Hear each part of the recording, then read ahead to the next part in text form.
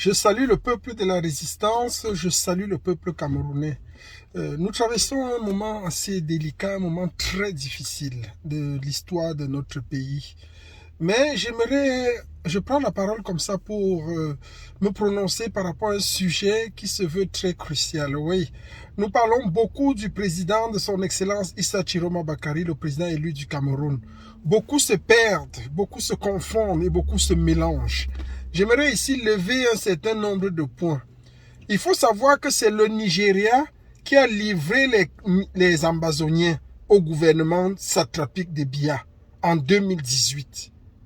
2019, 2020, c'est le Nigeria qui a livré les Ambazoniens qui combattaient pour une cause noble au gouvernement de Biya parce que des accords étaient clairs.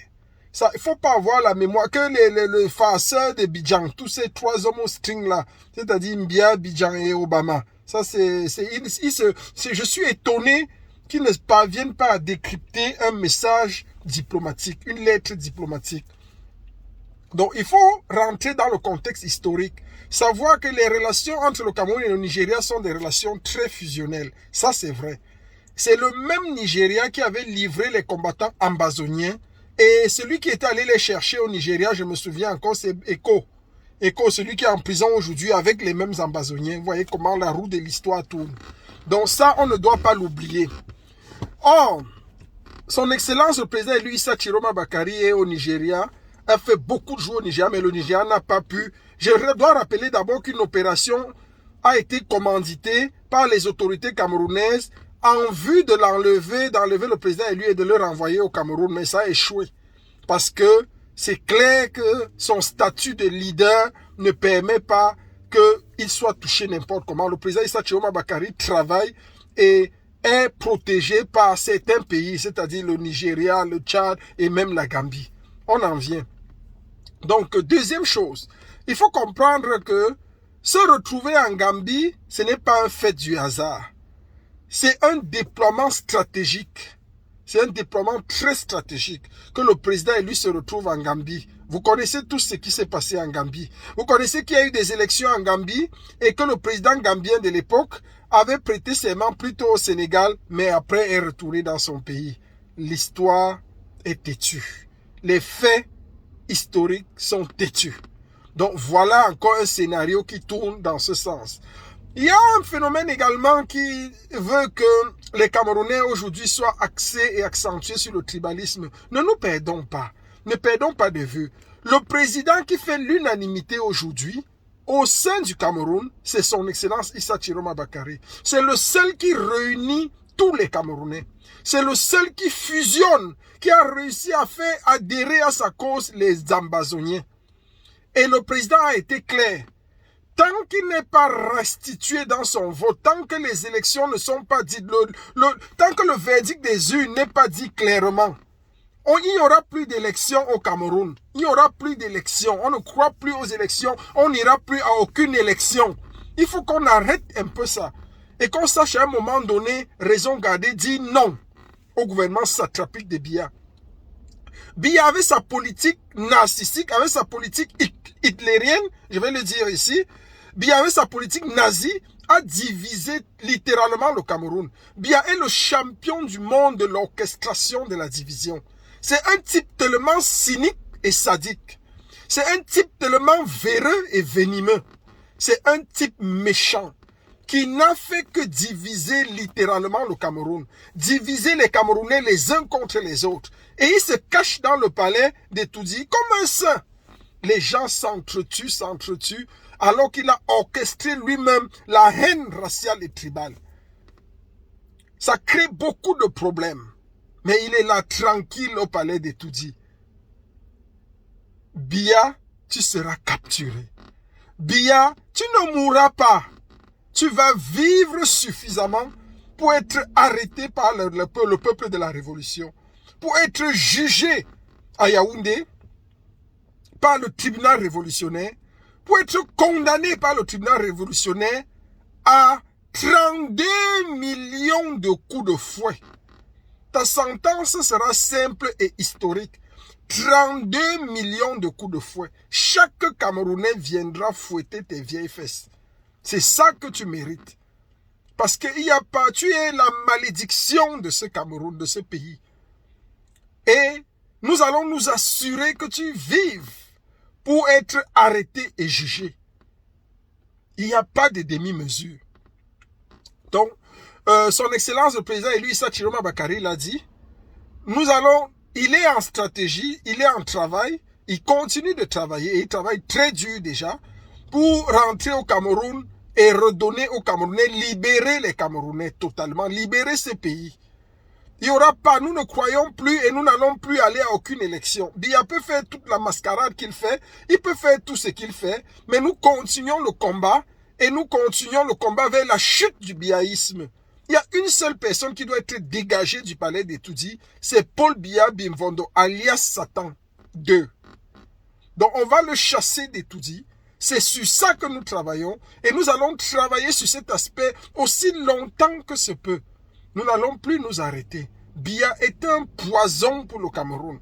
Il faut que les Camerounais le comprennent. Nous n'avons aucun problème entre nous. Les Camerounais en eux-mêmes, c'est un tribalisme d'État.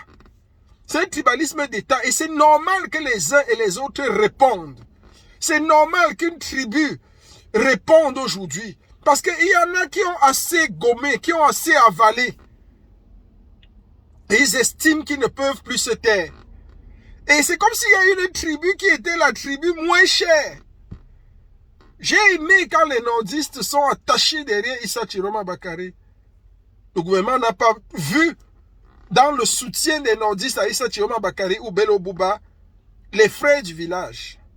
Le gouvernement ne voit pas dans les soutiens de Biya Bimvondo avec l'élite du sud et du centre les frères du village. Le gouvernement refuse de voir, refuse totalement de voir quand les Bassa soutiennent Cabral Libi que ce sont les frères du village. Mais dès que les Camerounais se prononcent contre Maurice Kamto, ça devient un phénomène inédit, du jamais vu. C'est le frère du village. Pourquoi tant de haine? Pourquoi tant de divisions systématiques et systémiques? Qu'est-ce qui ne va pas? Qu'est-ce qui ne va pas? En tout cas, ce que nos parents ont enduré, ce que nos parents ont accepté, nous n'allons plus l'accepter. Mais il faut rappeler quand même qu'il y a un peuple au Cameroun qui est fondamentalement et foncièrement révolutionnaire. C'est le peuple de l'Ouest, qu'on le veuille ou pas. Et ils sont prêts à épouser n'importe quelle cause pour le changement. Ils se sont ralliés à John Frundi dans les années 90 uniquement pour le changement et le renversement du biaïsme. Ils se sont ralliés à Maurice Kamto en 2018 uniquement pour le renversement du biaïsme. Ils se sont ralliés à Issa Chiroma Bakary en 2025 uniquement pour le renversement du biaïsme. Parce que c'est le seul peuple qui a compris très tôt que Biya est la malédiction du Cameroun. C'est le seul peuple qui a compris très tôt que s'il y a une malchance au Cameroun, c'est Biya. C'est le système néocolonial français. C'est le système imposé par la France. Parce que Biya est un candidat de la France. C'est le pion de la France. Aujourd'hui, on peut se taguer de dire que Biya a refusé les accords coloniaux. Il n'a pas validé les accords. Mais tout ça, c'est le théâtre. Qu'est-ce qu'on fout avec les accords coloniaux quand le peuple ne profite pas? Mais Biya voulait bien même ratifier les accords coloniaux là et que le peuple vive en paix. Qu'est-ce qu'on fout avec les accords coloniaux quand le peuple souffre? Quand les Camerounais souffrent tous les jours. Les Camerounais sont méprisés dans leur propre pays. Il n'y a plus d'espoir. Les Camerounais prennent la route pour aller à l'étranger. Les Camerounais affrontent les océans, affrontent la Méditerranée, affrontent les requins à cause d'un homme, Biya. Comme tes enfants ont tous échoué, tu préfères que tous les Camerounais échouent leur vie. Voilà ton dessein pour le Cameroun. Tu es comme ce gars qu'on appelle Macron qui n'a pas d'enfant, mais qui se précipite à envoyer la France vers la guerre. Parce qu'il n'a aucun enfant. Il dit l'autre jour que les Français doivent s'apprêter à voir mourir leurs enfants. Quelqu'un qui n'a pas accouché tient ce genre de discours. Vous voulez lui faire confiance? Bien, ne te fais pas confiance sur l'avenir de nos enfants. Parce que toi, tu n'en as pas. Ou bien tu n'en as pas pour lesquels tu te projettes un avenir.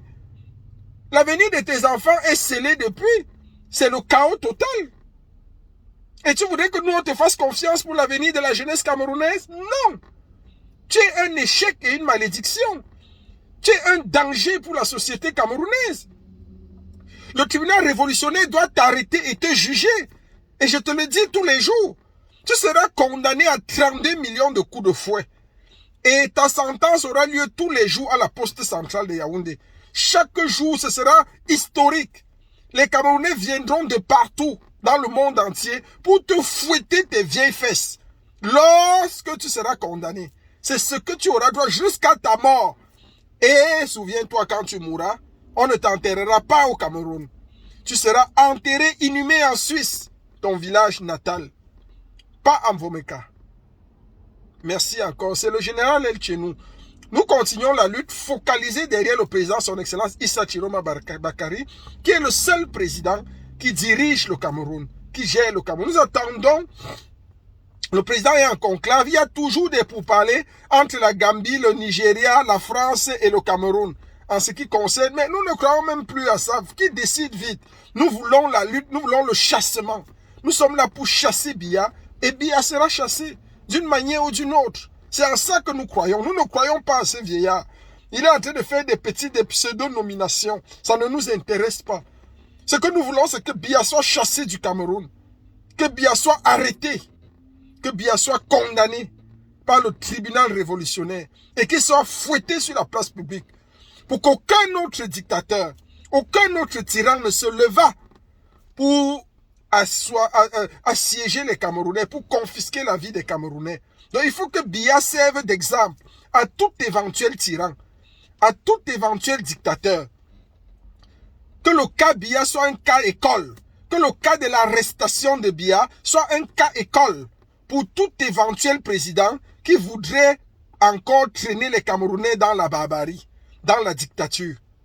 Parce que Biya sera arrêté, son épouse, la vieille Wolowos, sera arrêtée également. Il y a 5 personnes qui devront être jugées par le tribunal populaire. Le reste, on pourra faire fi d'eux. Il y a Biya, il y a sa Wolowos, Chantal, et il y a Ngongo Ferdinand, l'homme à la punk, le voyou, il y a Mvondo Ayolo, et enfin, il y a Atanganji, qui sera remis aux ambazoniens. Le tribunal révolutionnaire ambazonien va juger Atanganji. Et le tribunal révolutionnaire qui n'est non ambazonien, c'est-à-dire des restants des Camerounais francophones, va juger les 4 autres personnes.